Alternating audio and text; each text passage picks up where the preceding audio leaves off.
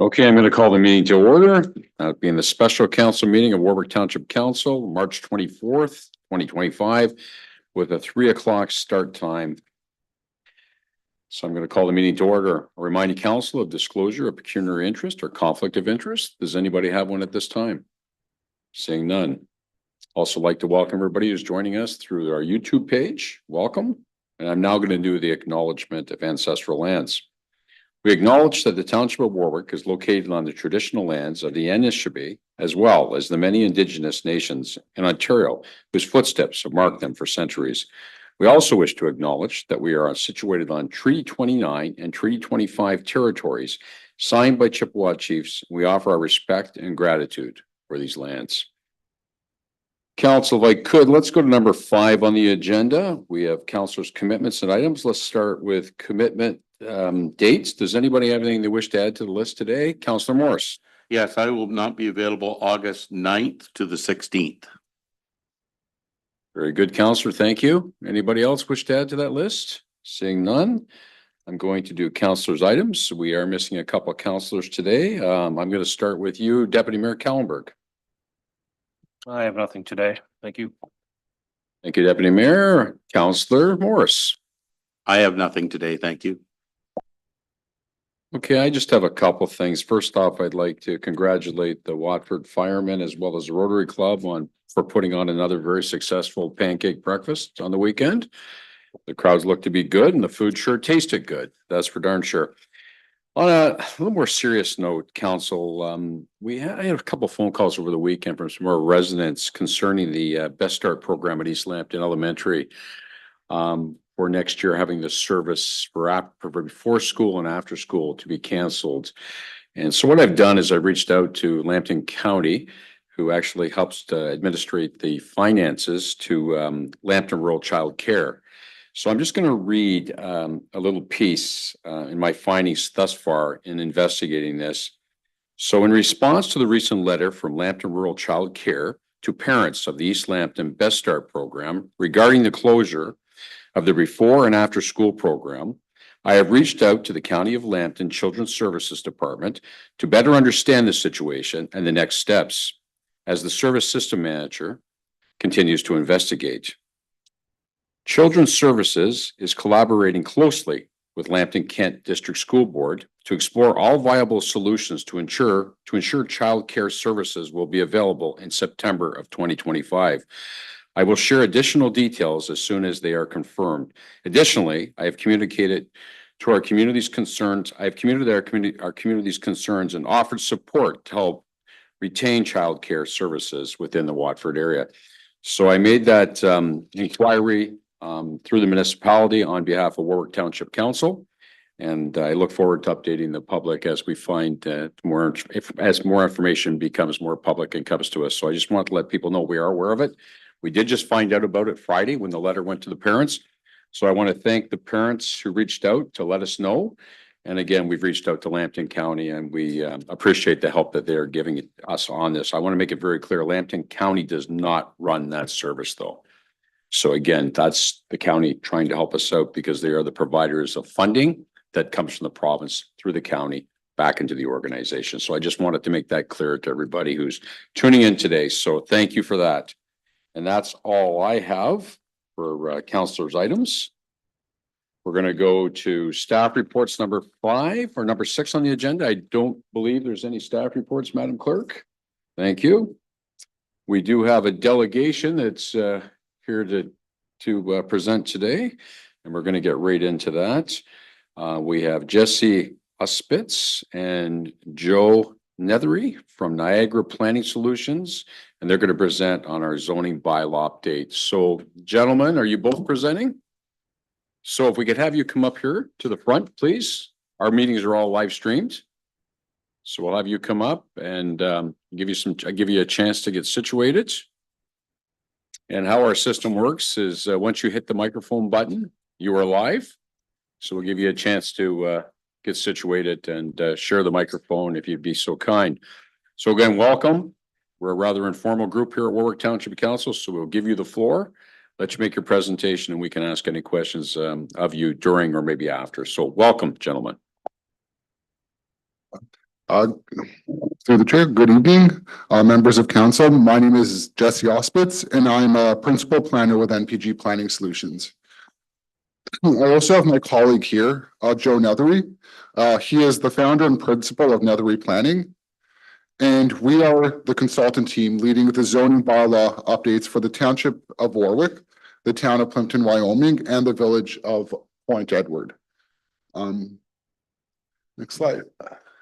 So we are here tonight to provide council with an update on the zoning bylaw project and the work that has been completed to date.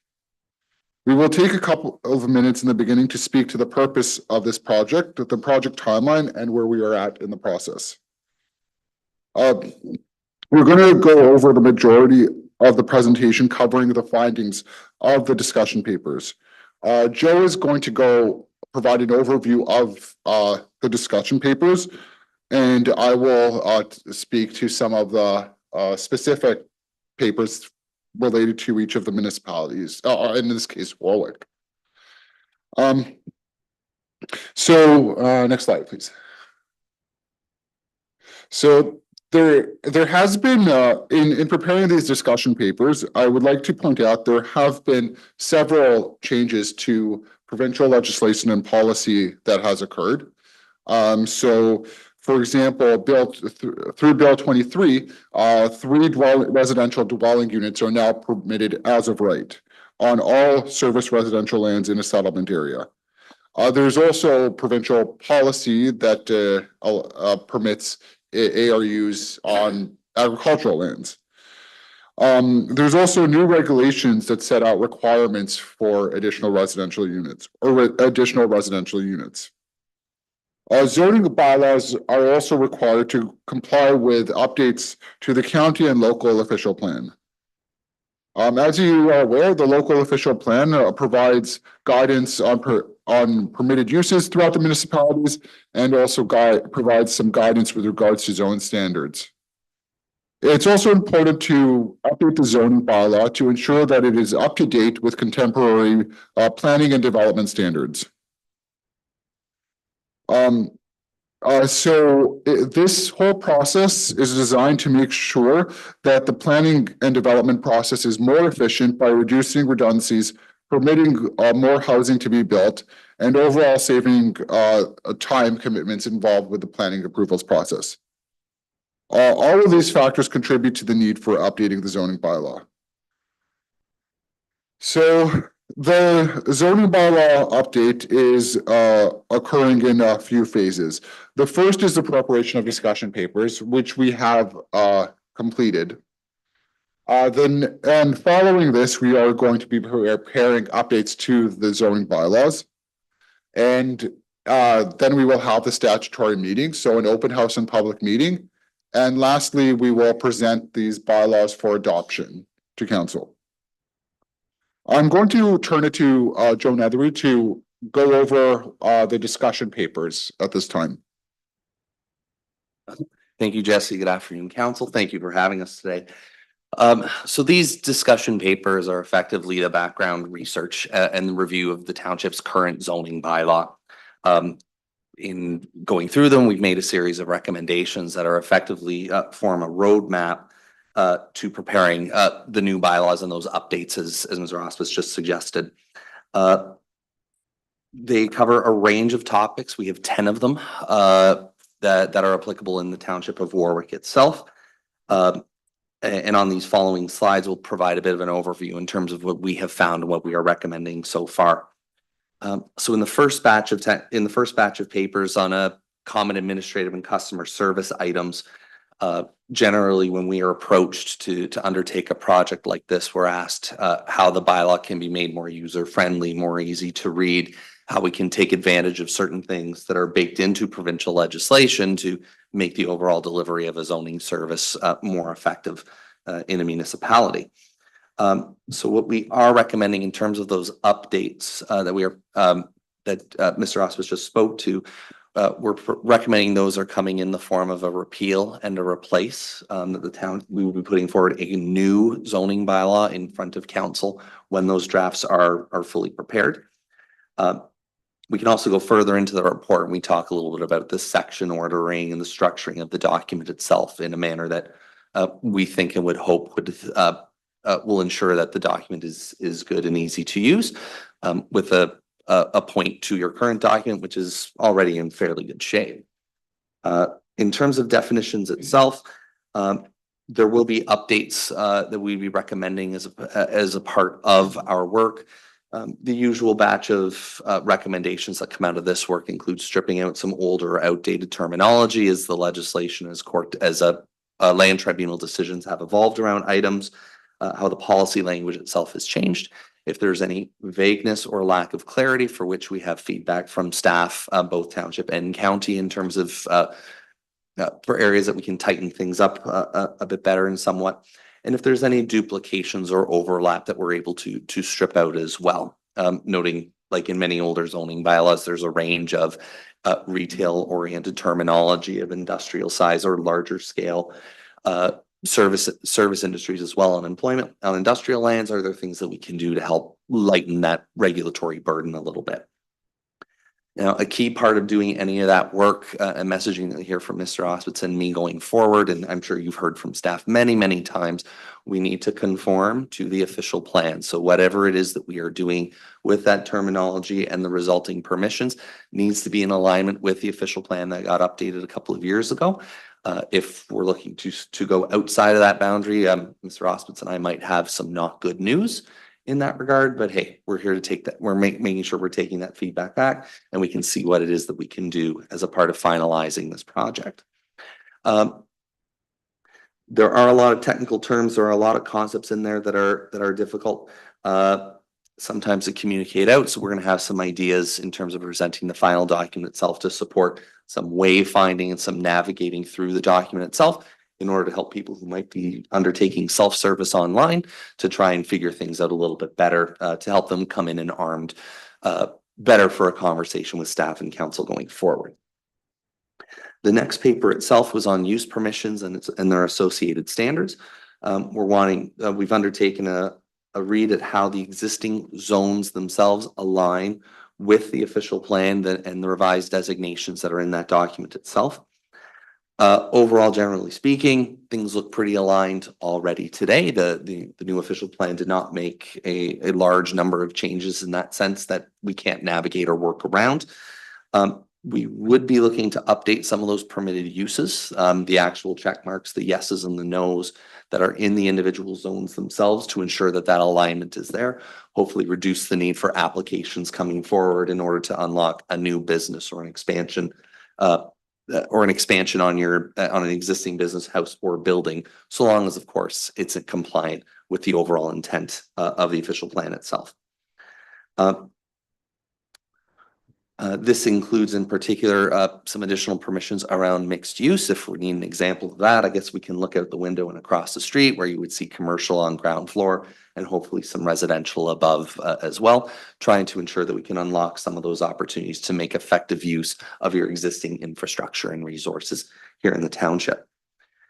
And we do think that there will be an opportunity to restructure some of the zones down a little bit and around to remove some redundancies, overall shortening thing.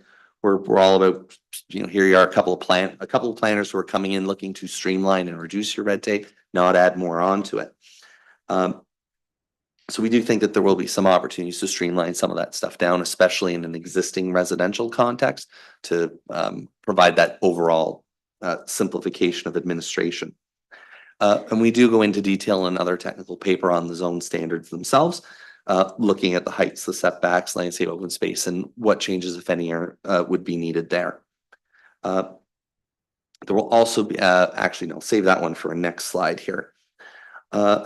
On the next slide, we introduced the paper on general provisions. So these would be the kinds of standards and permissions that are associated with a particular use or a particular type of building that might be permitted or located in multiple different zones. So instead of specifying a bed and breakfast standard or a short-term accommodation standard 3 or 4 times in the document, we can put it in one place and make reference to it there.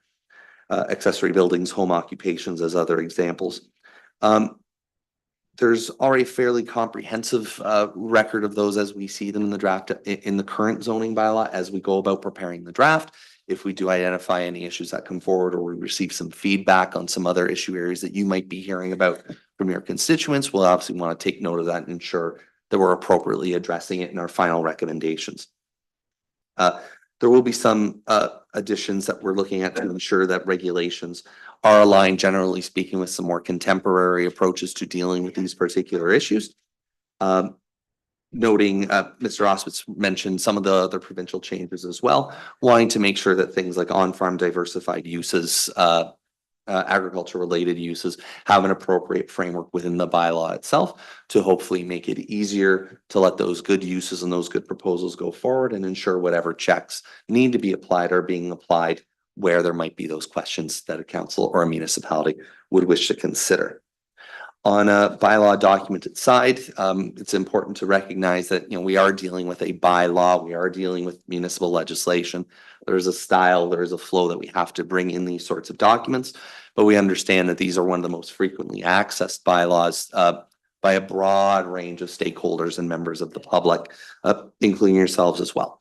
So we're going to look to do what we can, of course, to ensure that these documents remain user-friendly, that the formatting makes it easy to help understand, navigate people to the information that's necessary, while, of course, meeting your corporate obligations under the Accessibility for Ontarians with Disabilities Act as well. There's a really fun paper, the one that I could go hours on into, but we'll make sure is the shortest is our housekeeping slide, or housekeeping paper rather. Staff have made aware to us as a part of doing this project a number of particular technical issues, each of which has a particularly nuanced answer.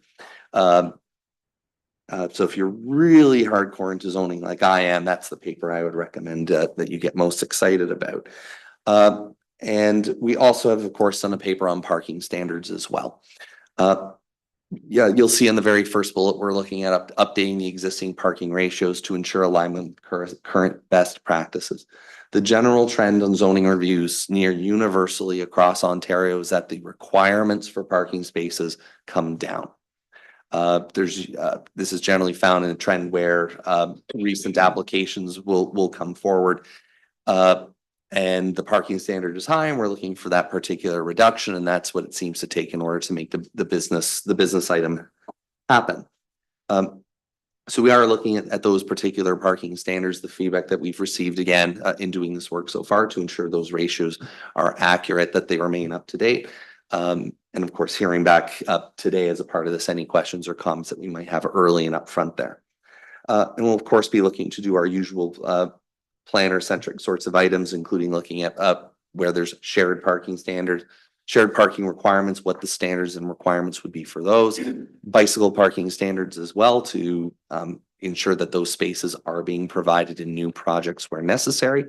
There are updated standards that are required to comply again with AODA and a design regulation embedded within that, and some other technical standards as well. And we are considering what electric vehicle parking standards would look like. Most other municipalities in Ontario doing this work right now are asking the same questions as well.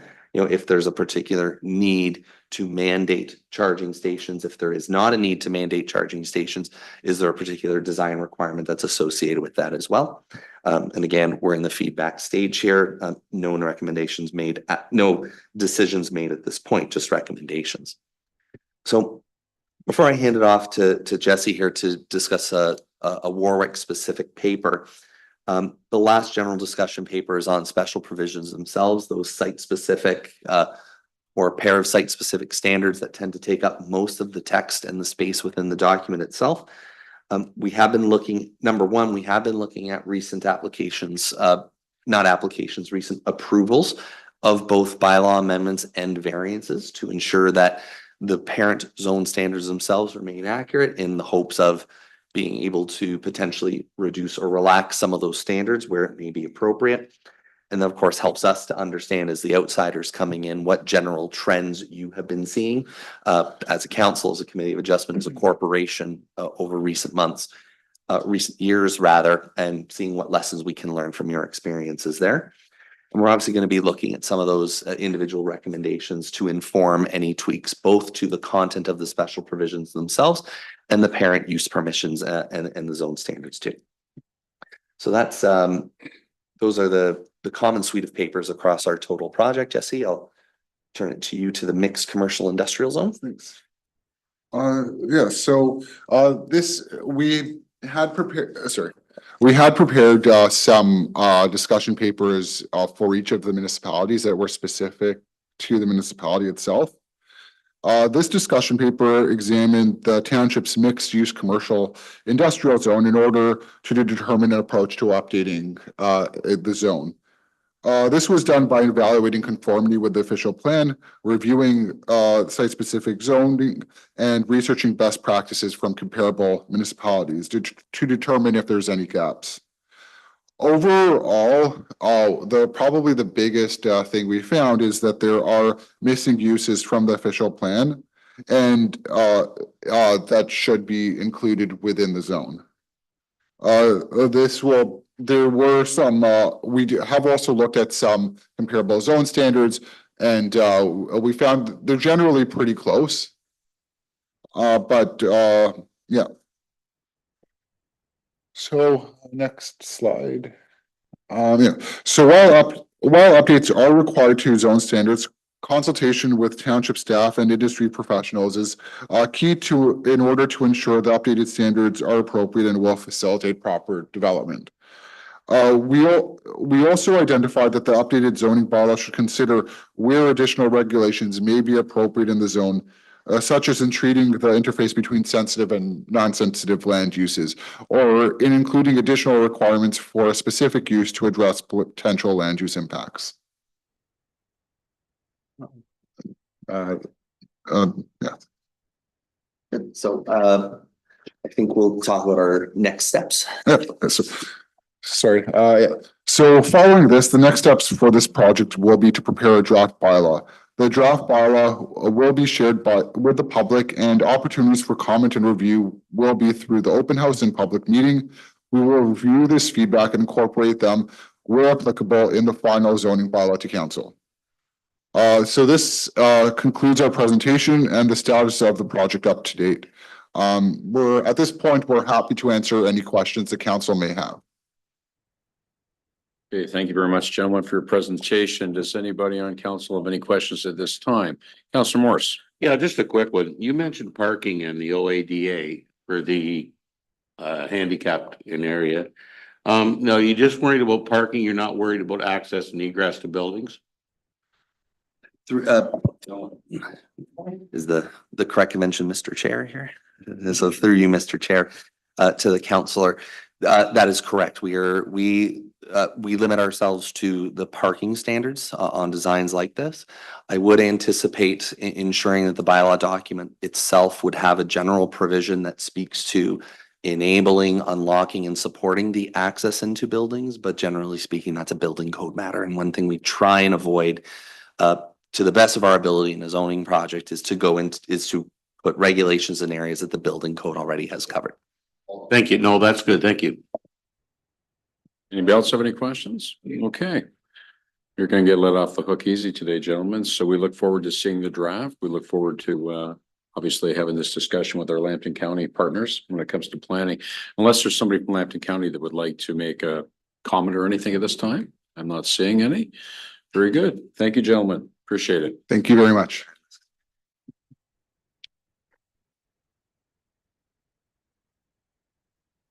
Okay, council, we're going to go to number 8 on our agenda, staff reports. And this is a staff report that we had come back to us on the parking bylaw recommendation updates. The one thing I might suggest today, we're missing 2 members of council, and there's also numerous people in the community that are looking to see what our direction is going to be on this. I think I will make a motion. I will make a motion to table this until we have the other 2 members of council present at the next meeting in 2 weeks' time. If I have a seconder, seconded by the deputy mayor. All in favor? That is carried. Thank you. Is there any new business for today, council? Seeing none. Staff, any new business from staff? Okay. Again, this was a special meeting that was put together to deal with the planning issue. So now this is the end of our open session of the meeting, and we're now going to go into the closed meeting session. I need a mover and seconder for council to go into the in-camera session pursuant to section 239 of the Municipal Act 2001 as amended for the following reasons. A matter regarding personnel matters about identifiable individual, including municipal or local board employees. A matter concerning litigation or potential litigation, including matters before administrative tribunals affecting the municipality or local board. Advice that is subject to solicitor-client privilege, including communications necessary for that purpose. A trade secret or scientific, technical, commercial, financial, or labor relations information supplied in confidence to the municipality or local board, which, if disclosed, could reasonably be expected to prejudice significantly the competitive position or interference significantly with the contractual or other negotiation of a person, group, or persons. And finally, a position, number 11, a position plan, procedural criteria, or instruction to be applied to any negotiations carried out or carried on behalf of the municipality or local board. Can I have a mover and seconder for that? Deputy Mayor is moving it, seconded by Councilor Morris. All in favor? That is carried. Very good.